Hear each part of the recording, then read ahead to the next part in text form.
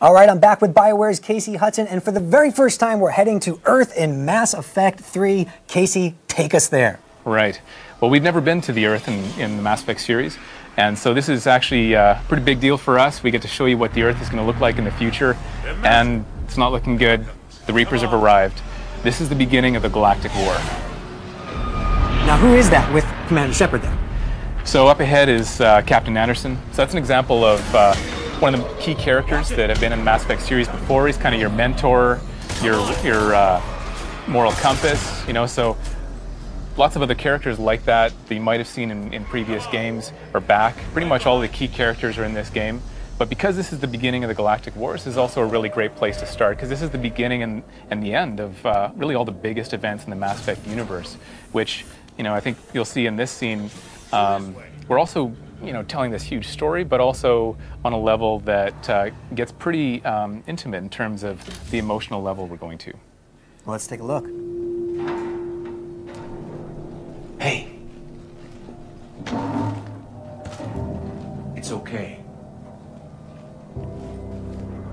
Everyone's dying.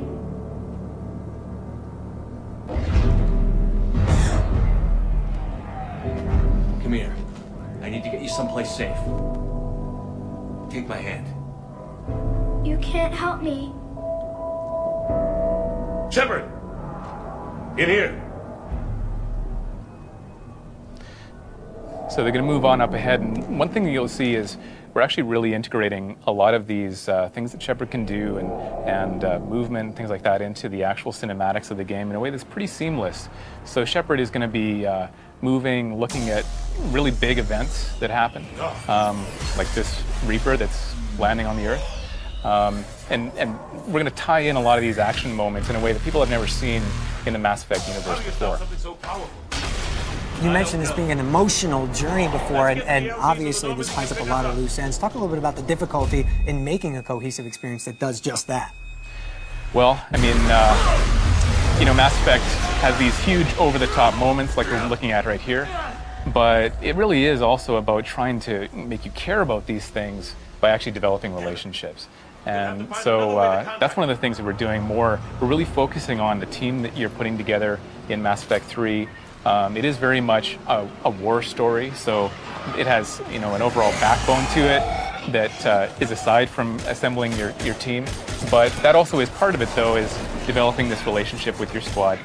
And for players who've been with us for a few games, they'll be able to import their character, and the decisions that they've made might actually determine, you know, even who's alive and dead, even at the beginning of Mass Effect 3. And some new enemies we're taking a look at here as well, correct?